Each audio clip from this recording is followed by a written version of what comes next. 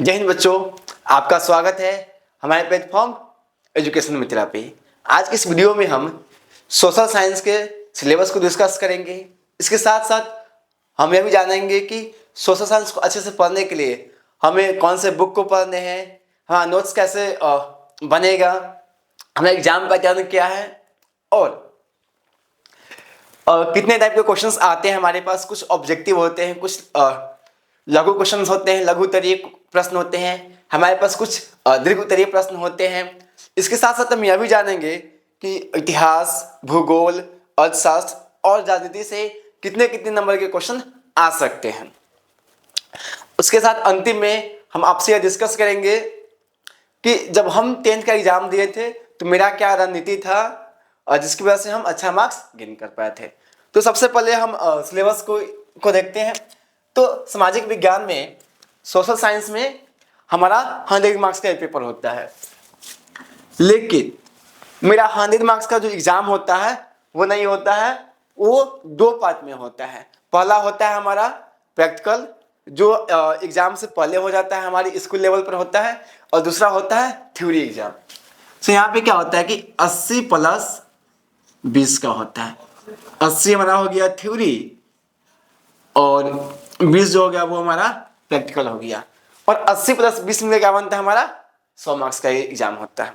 लेकिन हमको जो मेनली पढ़ाई करना होता है वो होता है 80 मार्क्स के लिए।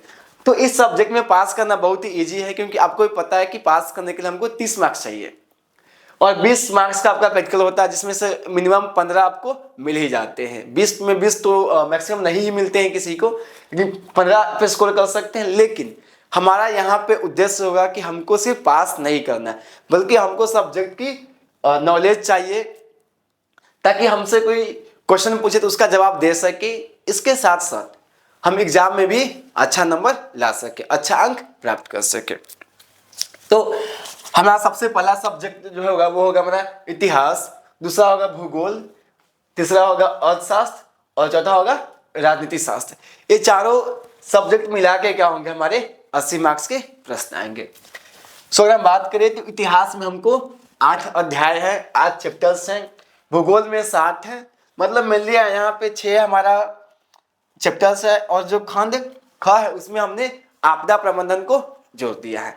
आपदा प्रबंधन में 3 या 4 चैप्टर होंगे जिसको डिवाइड किया गया है, लेकिन यह एक बहुत ही बड़ा मेजर पोर्शन नहीं है। यहाँ से ऑब्जेक्टिव में आपके 2 से 3 क्वेश्चन आ सकते हैं, और एक यहाँ पे लघु उत्तरीय प्रश्न आते हैं, 2 मार्क्स के प्रश्न यहाँ से आना तय है। मीन्स आपदा से 2 अब आ सकते हैं, यहाँ से कोई आपके दीर्घ उत्तरीय प्रश्न नहीं आते हैं। तो सबसे पहले हम बात करें इतिहास की, तो इतिहास में हमको सबसे पहले पढ़ना है यूरोप में राष्ट्रवाद।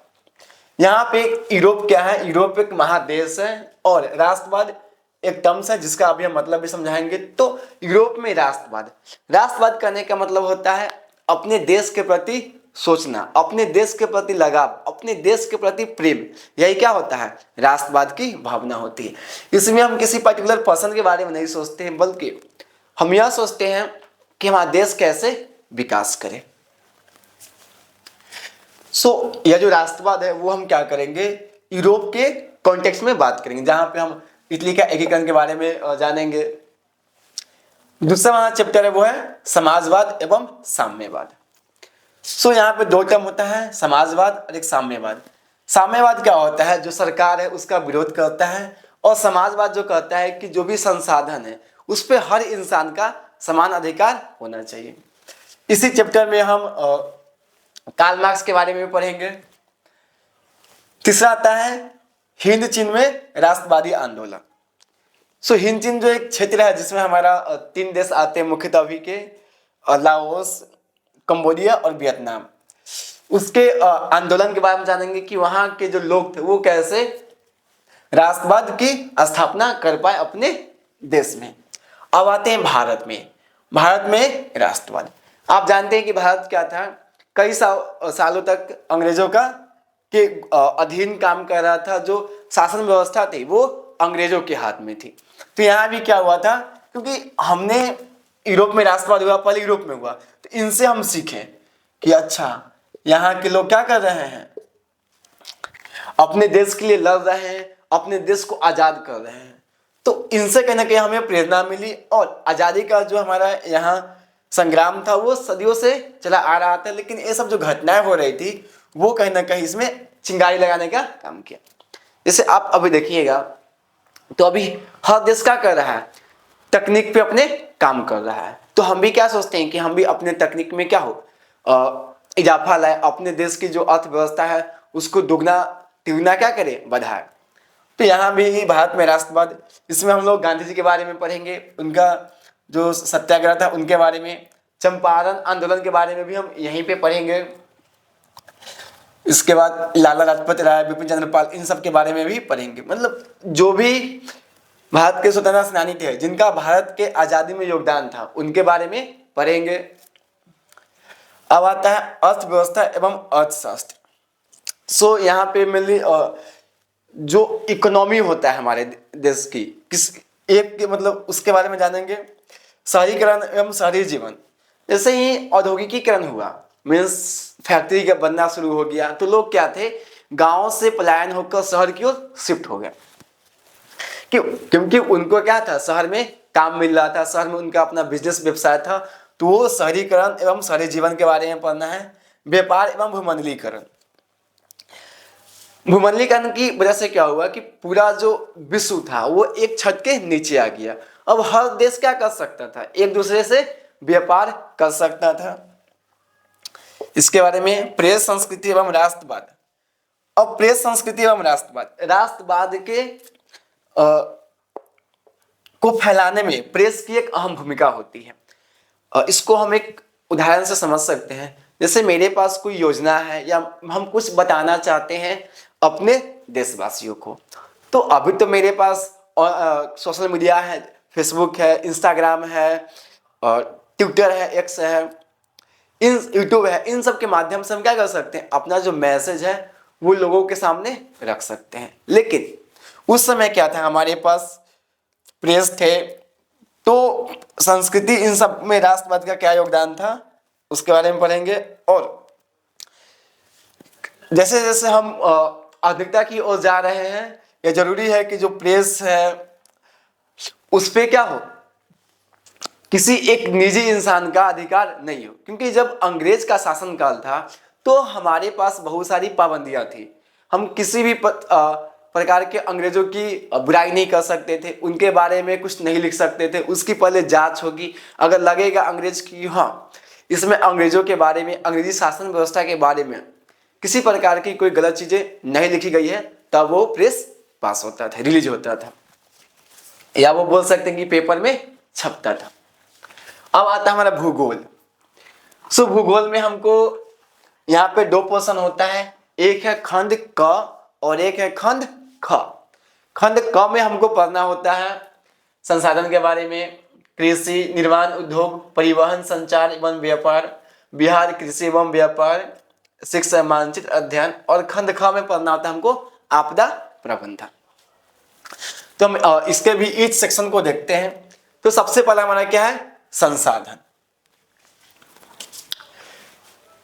हमें अपने डे टू डे लाइफ में बहुत सारी वस्तुओं की आवश्यकता होती है। जैसे हम सुबह में खाना खाते हैं, उसके अलावा अगर खाना ना खा लिए तो हम क्या करते हैं, एक जगह से दूसरी जगह जाने के लिए साइकिल का, मोटरसाइकिल का यूज करते हैं। हम कपड़ा पहनते हैं, ठंडा में स्वेटर पहनते हैं। तो जो भी वस्तु का हम प्रयोग करते हैं वो सब क्या है, हमारे लिए संसाधन है। जैसे अब अगर हम अभी के सिनेरियो की बात करें तो ये क्या है, एक व्हाइट बोर्ड है जिसपे हम लिख रहे हैं, तो हम इसका उपयोग कर रहे हैं, तो ये मेरे लिए क्या है, संसाधन है। हम मार्कर का यूज कर रहे हैं तो ये हमारे लिए क्या है, संसाधन है। कपड़ा हो गया, एक माइक हो गया, एक लाइट हो गया, एक कैमरा हो गया, जिन भी वस्तुओं का हम अपने जीवन में प्रयोग करते हैं वो सब क्या है, हमारे लिए संसाधन है। अब संसाधन भी दो प्रकार के हो सकते हैं।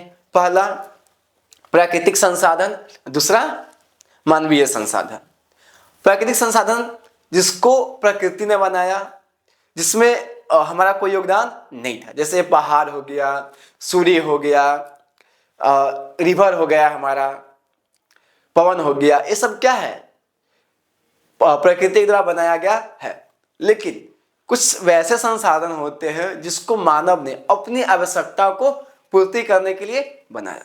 जैसे हमें लगा कि हमको सोने के लिए कुछ चीज चाहिए, तो हमने क्या किया, पलंग बना लिया। हमको लगा कि हमको एक जगह से दूसरी जगह जाने के लिए कम समय में हमको साइकिल चाहिए, मोटरसाइकिल चाहिए, एरोप्लेन चाहिए, तो हमने क्या किया, एरोप्लेन बना लिया।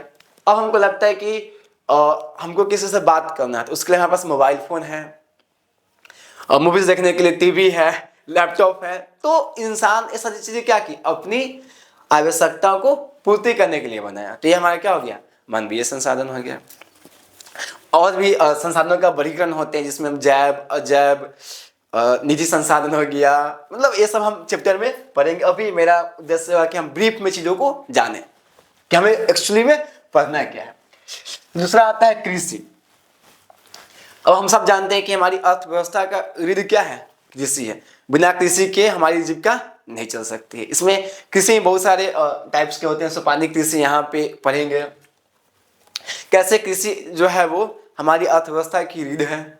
उसके अलावा अगर हम चाहते हैं कि हमारे देश के किसान की जो आय में बढ़ोतरी हो, तो हम क्या क्या नई चीजों को इम्प्लीमेंट कर सकते हैं। निर्माण उद्योग, जो फैक्ट्रीज बन रही है, इन सब के बारे में। परिवहन, संचार एवं व्यापार। परिवहन मतलब क्या होता है कि हमको एक जगह से दूसरी जगह जाना है, तो हम क्या करेंगे, हम कुछ परिवहन के साधन का प्रयोग करते हैं। जैसे गाड़ी हो गया, हमारा रेलगाड़ी हो गया, हवाई जहाज हो गया। तो अगर हमको कहीं एक जगह से दूसरी जगह जाना है, तो हम क्या करेंगे, परिवहन मतलब क्या कि ट्रांसपोर्ट, एक जगह से दूसरी जगह जाने के लिए जिस साधन का हम यूज करते हैं उसको परिवहन के साधन बोलते हैं। संचार, संचार मतलब कि जैसे बात करते हैं या रेडियो से एक इंफॉर्मेशन को एक जगह से दूसरी जगह तक हम कैसे पहुंचा पाते हैं।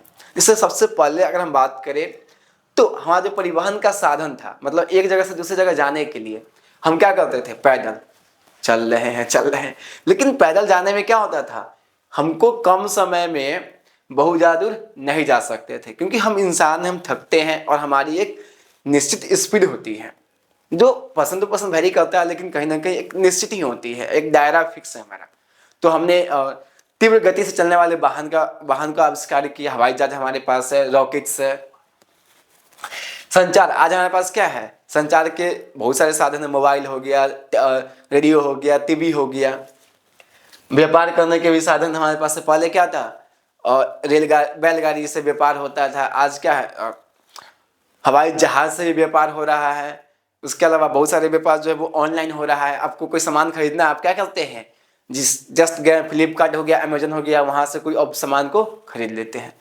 ये सब क्या है। उसके अलावा आज आप देखते हैं कि जो हमारी समुद्री तट है वहां पे क्या होते हैं, इंपोर्ट एक्सपोर्ट का काम किया जाता है। पहले आप देखते थे कि जानवरों की सहायता से हम व्यापार करते थे, जैसे ऊंट हो गया, घोड़ा हो गया, गधा हो गया, इन सब पे हम सामान ढो के ले जाते थे। अब हम बिहार के कॉन्टेक्स्ट में बात करें कि यह बिहार का टेक्स्ट बुक है, तो बिहार के कॉन्टेक्स्ट में बात करेंगे बिहार में कृषि और व्यापार के बारे में। मानचित्र अध्ययन, इसमें हमें बताया जाता है कि हम मानचित्र को कैसे समझ सकते हैं। जैसे आपने अक्सर किसी मैप को देखा होगा तो वहां पे बहुत सारे आपको कलर दिखाई दिए होंगे, बहुत सारे कुछ नोटेशन रहे होंगे, जिसको हम नॉर्मली हम नहीं समझेंगे कि इसका मतलब क्या है, तो मैप को अच्छे से समझ नहीं पाएंगे। जैसे हमारा जो भौगोलिक मैप होता है, फिजिकल मैप, उसका अलग होता है। जो हमारा राजनीतिक मैप होता है, मानचित्र, उसमें अलग अलग चीज़ों को अलग तरीके से दिखाया जाता है। जैसे पानी को दिखाना है तो हम किससे दिखाएंगे, बर्फ को दिखाना है तो हम किससे दिखाएंगे। कहीं कहीं पे देखते हैं कि भूरा कलर रहता है, कहीं पे हरा कलर का दिखाया गया है, कहीं पे हल्का हल्का लाल कलर का चीज़ें रहती हैं। हमको दिखाना है कि बिहार से यूपी में कौन कौन सी ट्रेन जाती है, तो ट्रेन को हम कैसे दिखाएंगे, हवाई जहाज का क्या क्या रूट है उसको कैसे दिखाएंगे। तो उस समय हम क्या करेंगे, मैप के अंदर सारी चीजों को अध्ययन करेंगे। अब आता है आपदा प्रबंधन। सो यह हमारे ज्योग्राफी का ही पार्ट है। ज्योग्राफी के ही किताब में इसको अलग खंड खा में लिखा गया है। इसमें 2-3 चैप्टर है, लेकिन हम इसको सिर्फ आपदा प्रबंधन लेके चलते हैं। एक बहुत बड़ा सेगमेंट है भी नहीं। सो आपदा क्या होता है, जो अचानक आ जाए। नहीं कहता कि अचानक से कोई हमको आपदा आ गया, मीन्स अगर कोई चीज आपके साथ बिना बताए हुए आ रहा है तो वो क्या है, आपदा। आपदा प्राकृतिक भी हो सकता है और मानव जनित भी हो सकता है। प्राकृतिक आपदा में कैसे क्या हो गया, जैसे भूकंप आ गया, सुनामी आ गया, बाढ़ आ गया, सुखाड़ आ गया, या जंगल में आग लग गया। इस पे क्या, इस पे हमारा कंट्रोल नहीं है। जंगल में आग कैसे लगता है? आप गर्मी के मौसम में क्या होता है कि जब पेड़, क्योंकि बहुत पेड़ होते हैं तो वो क्या होते हैं, झूलते हैं। अब झूल रहे हैं तो क्या हो गया, घर्षण हो गया। अब जैसे ही घर्षण होगा क्या हो गया, यहाँ पे आप जानते हैं कि जैसे घर्षण होता है तो वहाँ पे क्या होता है, ऊर्जा जो हीट होता है, हीट एनर्जी, अब ज़्यादा हीट होगा तो क्या होगा, ये इसमें आग लग जाएगा। पहले के लोग भी आग कैसे उत्पन्न करते थे, वो दो पत्थर पाषाण को, मतलब जो पत्थर को आपस में रगड़ते थे, और उस घर्षण की वजह से क्या होता था, उष्मा ऊर्जा उत्पन्न होता था और उससे आग लग जाता था। तो वहाँ भी होते हैं, और उससे बहुत सा वन्य जीव और जो पेड़ पौधे हैं वो जल जाते हैं। तो उस पर हमारा कंट्रोल नहीं है, तो उसको बोलते हैं हम प्राकृतिक आपदा। लेकिन कुछ ऐसे आपदा होते हैं जो मानव की गलती के कारण होते हैं, जैसे ट्रेन दुर्घटना हो गया, तो क्या इसमें कोई प्रकृति का है? नहीं, मानव की गलती हो गई, या कोई जानवर आ गया होगा, या कुछ ऐसी चीज होगी जो कहीं ना कहीं इंसान के द्वारा की गई होगी। हाँ, कहीं पे भूस्खलन हो गया, कहीं पे पहाड़ गिर गया, तो वो क्या है, वो प्रकृति के द्वारा किया गया है। उसके अलावा कहीं पे बिजली का जो पोल है वो गिर गया, कहीं पे आग लग गया। आग लगने की भी, अभी जैसे गर्मी का मौसम आने वाला है, तो हमें क्या हिदायत दी जाती है कि हमको क्या करना है, आग को बुझा देना है। इससे ठंडा में क्या होता था कि हम आग लगाते थे, घूरा फूकते थे, जिसे अगर हम गांव में रहते हैं तो वहाँ पे क्या होता था, आग का जमावड़ा होता था जहाँ पे लोग इकट्ठा होकर बातें करते थे। तो हमें इस तरह की जो सावधानी होती है उसको बरतने की हिदायत दी जाती है। उसके अलावा हमें बताया जाता है कि जब हम खाना बना रहे हो तो हम अपने पास क्या रखें, पानी रखें। क्यों? क्योंकि अगर आग लगा को हम हाथ से क्या कर सको, बुझा सके। तो बिहार सरकार और अन्य राज्य सरकार के द्वारा और केंद्र सरकार के द्वारा भी समय समय पर आपदा के बारे में जानकारी दी जाती है कि हम कैसे आपदा से बच सकते हैं। आपको कहा जाता है कि जैसे ही आपदा आएगा और भूकंप आ रहा है, आप घर से निकलने में असमर्थ हो, तो आप क्या कीजिए, पलंग के नीचे चले जाइए। क्योंकि अगर गिरेगा भी तो आपके और पलंग, आपके उस दीवार के बीच में पलंग आएगा, तो आपको क्षति कम होगी। वो तब होता है जब आप बिल्डिंग से बाहर निकलने में असमर्थ है। कोना में भी बोला था कि पिलर के कोना में रह जाए, क्योंकि ये जो होता है वो ज़्यादा डेप्थ में होता है, जो पिलर होता है वो, तो इसके गिरने की संभावना कम होती है। सो ये हमारा भूगोल का पोर्शन जो हो गया वो खत्म हो गया। अब आता है हमारा अर्थशास्त्र। अर्थशास्त्र मतलब पैसा के बारे में, जहाँ पे हम बैंक के बारे में पढ़ते हैं, हमारे पास कौन कौन सा कार्य का जो क्या क्या क्षेत्र होता है उसके बारे में पढ़ते हैं। प्राथमिक क्षेत्र क्या होता है, द्वितीय क्षेत्र क्या होता है, तृतीय क्षेत्र क्या होते हैं, हमको बैंक से लोन कैसे मिल सकता है, राष्ट्रीय आय क्या होता है, हम कैसे यह बता सकते हैं कि हमारा देश विकसित है या विकासशील है। सो यहाँ पे हम अर्थव्यवस्था एवं इसके विकास का इतिहास पढ़ते हैं। यहाँ पे बहुत सारे जो अर्थशास्त्री हैं वो अर्थव्यवस्था के डिफिनीशन देते हैं, वो बताते हैं कि इसका विकास कैसे कैसे हुआ। अगर हम बात करें तो सबसे पहले क्या था, हमारे पास वस्तु विनिमय प्रणाली था। मीन्स हमको जैसे हाँ, इसको हम समझते हैं, अगर हम गेहूं उपजा रहे हैं और कोई मेरा मित्र है या कोई मेरा पड़ोसी है जो चावल का उत्पादन कर रहा है, तो हम क्या करते थे कि हम उसको अपना गेहूं दिए और उसके बदले में क्या होता था, हमें चावल मिलता था। लेकिन इसमें बहुत सारी कमियां थी। कमियां यह थी कि वस्तु का सही दाम नहीं लग पाता था। जैसे अगर हम बोले तो गेहूं को उपजाने में बहुत ज़्यादा परिश्रम लग रहा है और धान को उपजाने में कम, हमें ऐसे ही मान रहे हैं कम है। तो जो गेहूं का जो दाम होना चाहिए, मूल्य होना चाहिए, वो उसके कंपेयर में ज़्यादा होना चाहिए। तो ये सारी समस्या आई, तो धीरे धीरे हमने क्या किया, मुद्रा का आविष्कार किया। आज हमारे पास क्या है, ऑनलाइन ट्रांजेक्शन हो रहा है, एटीएम है, साख पत्र है, ये सारी चीज़ें जो है वो आ गई हैं। राज्य एवं राष्ट्र की आय क्या होती है, उसके बारे में, सकल घरेलू उत्पाद क्या होता है, जीडीपी क्या होता है, उसके बारे में इसमें पढ़ेंगे। मुद्रा बचत एवं साख के बारे में जानेंगे। हमारी वित्तीय संस्थाएं जैसे आरबीआई हो गया, बहुत सारे बैंक हो गए जो हमें लोन और पैसा से जो संबंधित है उसका काम करता है। रोजगार एवं सेवाएं हो गई, वैश्वीकरण हो गया, वैश्वीकरण से क्या क्या प्रभाव पड़ा, मतलब पूरा वैश्वीकरण मतलब क्या कि पूरा जो देश है वो एक बाजार बन गया है। आप अपना सामान कहीं भी बेच सकते हैं और आपके देश में कोई अपना सामान बेच सकता है, मतलब पूरा जो है वो मार्केट खुला हुआ है। आप देखते होंगे कि बहुत सारे जो विदेशी कंपनी है वो भारत में क्या है आके अपना सामान बेचता है। ये सबसे ज़्यादा चाइना का सामान हम कंज्यूम करते हैं टेक्नोलॉजी के मामले में। हम भी बहुत सारी चीज़ों को एक्सपोर्ट करते हैं, इंपोर्ट भी करते हैं बहुत सारी चीज़ों को। उपभोक्ता जागरण एवं संरक्षण। अब हम एक कंज्यूमर है, एक उपभोक्ता है, लेकिन हमको कोई अगर सामान ठग दिया कहने का मतलब क्या, वो बोला कि सामान बहुत अच्छा चलेगा लेकिन वो नहीं चला, तो हम क्या कर सकते हैं, कोई ऐसी संस्था होनी चाहिए जहां पे हम शिकायत कर सकते हैं। तो इसके बारे में हम भी जानेंगे। अब आ गया हमारा राजनीति शास्त्र, ये हमारा सबसे अंतिम बोल सकते हैं कि बुक होगा राजनीति शास्त्र। ये चारों मिला के हमारा 80 और प्लस 20 का मार्क्स का आता है। लोकतंत्र में सत्ता की साझेदारी, इसमें तो सबसे पहले हम यही जानेंगे कि लोकतंत्र क्या होता है। लोकतंत्र जनता के लिए और जनता के द्वारा शासन व्यवस्था है। ये कौन बोले थे, अमेरिका के पूर्व राष्ट्रपति अब्राहम लिंकन का डिफिनेशन था। उसमें जानेंगे सत्ता में साझेदारी की कार्य प्रणाली, जो हमारी राष्ट्र है उसकी शासन व्यवस्था कैसे चलती है, सत्ता में लोगों की साझेदारी कैसे होती है। लोकतंत्र में प्रतिस्पर्धा और संघर्ष, क्या यह लोकतंत्र में प्रतिस्पर्धा उचित है या नहीं है। लोकतंत्र की उपलब्धि एवं होगी, मतलब लोकतंत्र की क्या क्या उपलब्धि, इससे क्या फायदा हो रहा है। अगर किसी देश में लोकतंत्र है और किसी अन्य देश में तानाशाही है, या बोल सकते हैं कि अदर कोई शासन व्यवस्था है, सैनिक शासन है, तो उसमें और हमारे लोकतंत्र में क्या अंतर है। लोकतंत्र की कुछ चुनौतियां, यहाँ पे कुछ चैलेंजेस भी है लोकतंत्र के साथ। सो इसमें कुछ बदलाव की भी आवश्यकता होगी लोकतंत्र में, क्योंकि जो पुरानी डिफिनेशन है वो कुछ समय के लिए ठीक था, लेकिन अब परिस्थिति चेंज हुई है, तो उसके अनुसार इसमें क्या क्या चुनौतियां अभी आ रही है जिसको हमें सही करने की आवश्यकता है।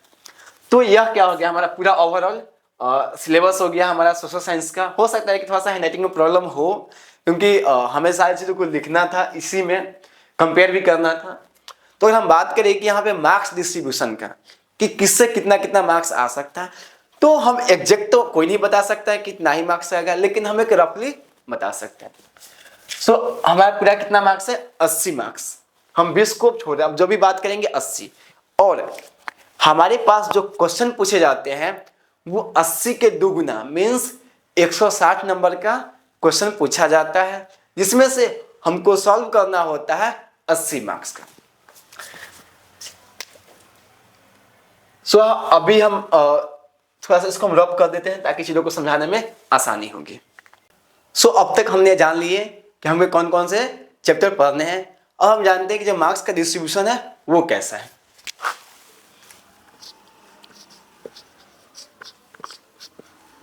मार्क्स, तो मार्क्स हमारा क्या होता है, 40 प्लस 40 का है, मीन्स 40 सब्जेक्टिव और 40 ऑब्जेक्टिव।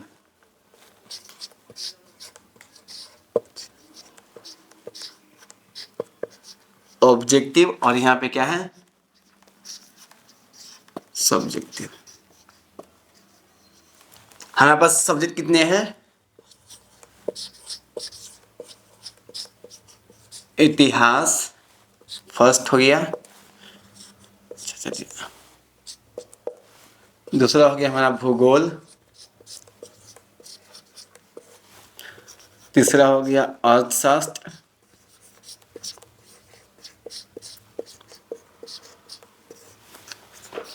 और चौथा हो गया राजनीति शास्त्र।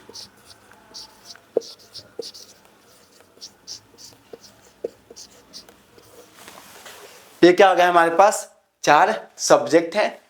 और हम जानेंगे कि जो इतिहास है इससे कितने क्वेश्चन पूछे जाते हैं। तो ऑब्जेक्टिव की बात करें तो यहाँ पे लगभग आपसे 20 क्वेश्चन पूछे जाएंगे। भूगोल में 2 तय खंड हमने बताया था, खंड क और खंड ख। इससे मिला के लगभग आपसे 25 क्वेश्चन पूछे जा सकते हैं। इससे आपका हो गया हमारा 18 और इससे 17, एक एवरेज है। अगर हम टोटल ऐड करें तो कितना आ जाएगा। ऑब्जेक्टिव क्वेश्चन हमसे 80 पूछा जाता है, लेकिन हमको करना सिर्फ 40 होते हैं। तो 8 हाँ सही है, ये आपका हो जाएगा 80, 45 और ये आपका हो जाएगा 35, तो 80 हो गया। तो ये क्या होगा हमारे ऑब्जेक्टिव का।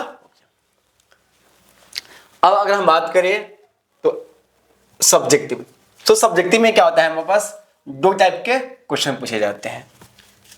यहीं से हमने ऑब्जेक्टिव कर लेता है और यहां से हम इतिहास में एक हो गया हमारे पास, इसको हम बोल देते हैं शॉर्ट क्वेश्चन।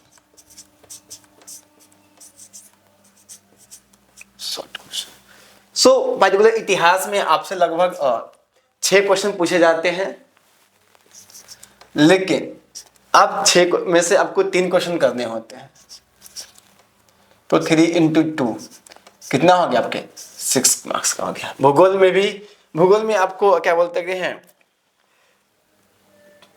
आपका 6 क्वेश्चन तो ऐसे पूछा जाएगा और 4 क्वेश्चन जो है वो आपके इससे पूछे जा सकते हैं, आपदा प्रबंधन से। लगभग आपको ये 10 क्वेश्चन पूछेगा, जिसमें से आपको क्वेश्चन करना है 5, तो 5 × 2 मीन्स 10 नंबर का क्वेश्चन हो गया यहाँ पे। समझिए, अर्थशास्त्र में आपसे पूछेगा 4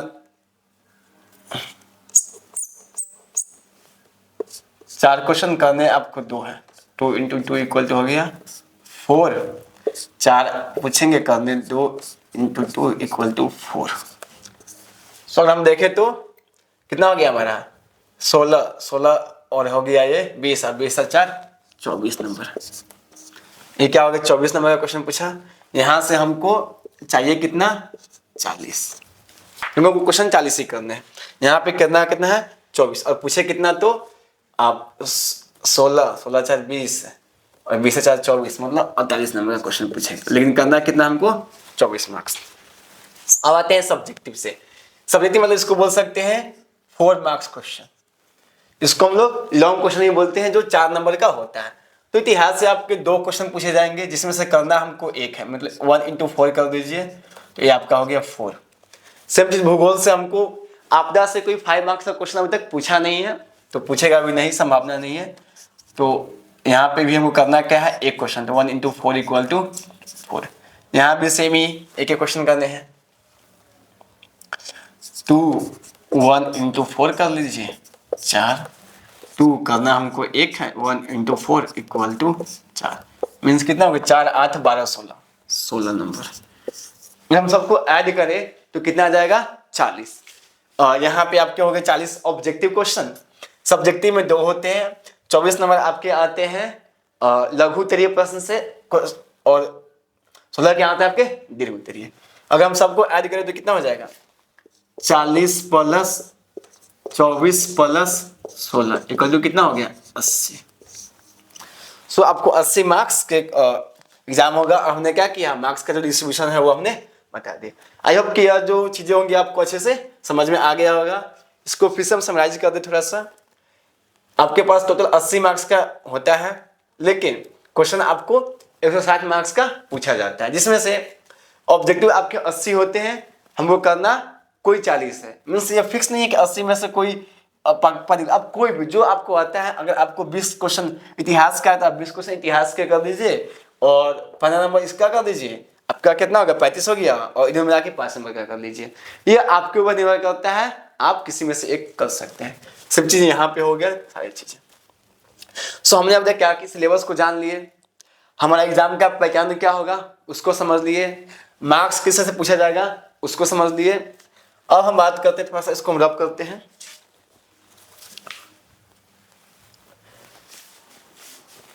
इसको हम कर देते हैं सिर्फ।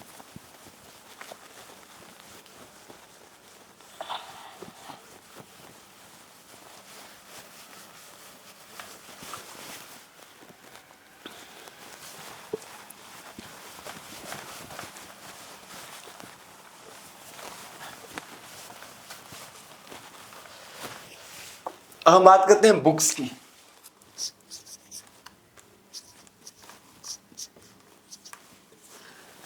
बुक्स में एसएसटी के लिए बस एक ही हमको करना है, जो बिहार का हमको बुक है, बिहार का text book.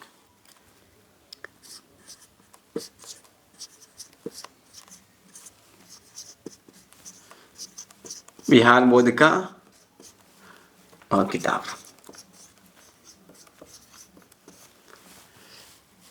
Bihar text book जो हमको वही पढ़ना है बस।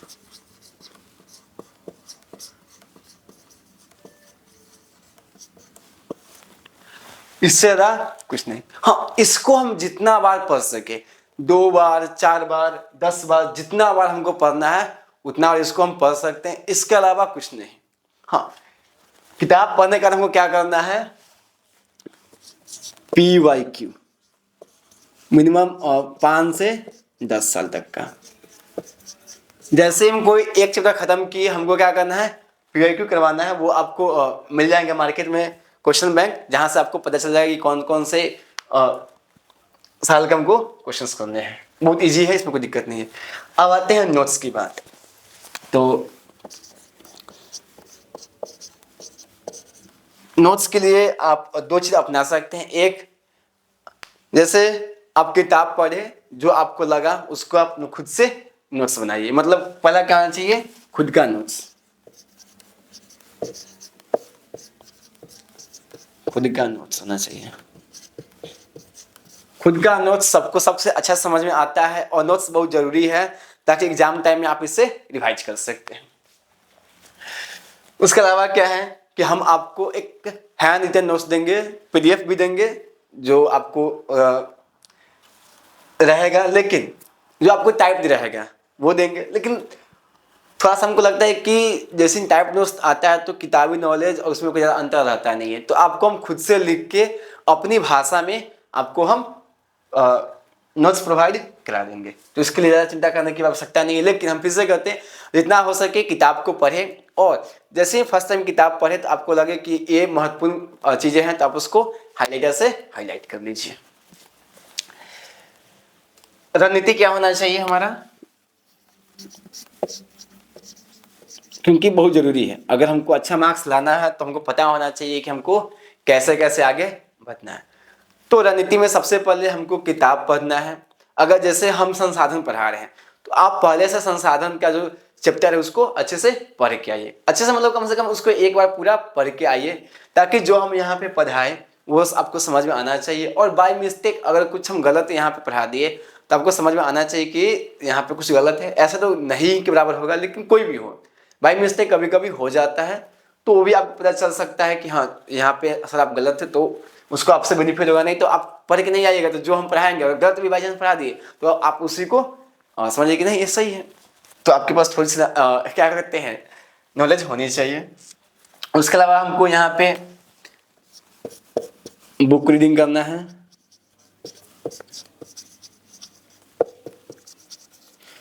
नोट्स होना चाहिए हमारे पास, PYQ करना होना चाहिए। इतना 3 चीज मस्ट है। अगर आप कोई वीडियो देख रहे हैं तो किसी एक टीचर को फॉलो कीजिए और उन्हीं का कंटिन्यूअस वीडियो देखिए, ताकि वो चीज़ों को समझ में आ सके। प्रॉपर लेक्चर देखिए,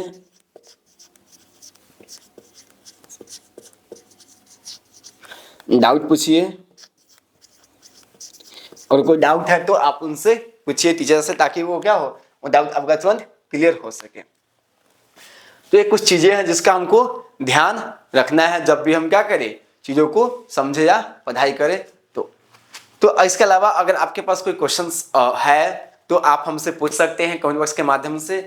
तो इतने सारी चीजें हो गई। अब थोड़ा सा हम बात करते हैं, हम अपनी बात करें तो मेरा पर्टिकुलर SST का जो पढ़ने का अप्रोच था वो यही था कि पहले हमको जितना हो सके किताब पढ़ना है। हमने लगभग 4 से 5 हज़ार पूरे किताब को पढ़ दिया था, ऑलमोस्ट जितने भी SST के बुक्स थे चारों उसको।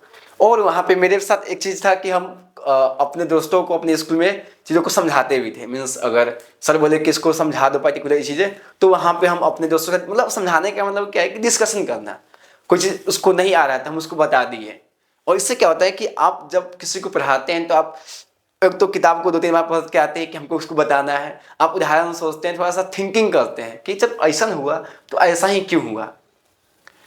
जैसे अगर हम यहाँ पे बोले कि भारत में राष्ट्रवाद लेट से ही क्यों आया, क्योंकि सिंपल सी चीज़ था कि जब यूरोप में आया तो लोग उसकी देखिए अरे वहाँ के लोग क्या कर रहे हैं, अपने लिए लड़ाई कर रहे हैं, हमको भी करना है। उसके साथ साथ धीरे धीरे क्या हुआ था कि बहुत सारे अखबार में जो थिंकर थे, जो विचारक थे, वो अपनी बातों को किताब के माध्यम से लिखें, तो लोगों में क्या आई, उत्तेजना आई, लोगों में सोच बढ़ी, लोगों में जो रूढ़िवादी परंपराओं थी कि ये तो भगवान चाहते ही है कि अंग्रेज हम पे शासन करे, ये जो मानसिकता थी वो धीरे धीरे खत्म होती चली गई।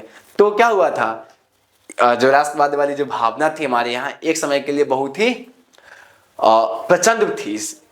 और हमारा जो स्वतंत्रता भारत छोड़ो वाला में उसमें यही था, उसका बहुत सारे स्वतंत्रता सेनानी थे, उनका अपना अपना अहम भूमिका रहा है आज के इस आज़ादी में। सो अगर आप भी अच्छे से पढ़ाई कीजिएगा तो आप भी अच्छा मार्क्स गेन कर सकते हैं। और हम गारंटी देते हैं कि जो हमने बोला है अगर आप उसको अच्छे से फॉलो करते हैं तो आपका मार्क्स एसएसटी में तो 80+ आ ही जाएगा। इसकी गारंटी हम ले सकते हैं, 80+ ला सकते हैं आप।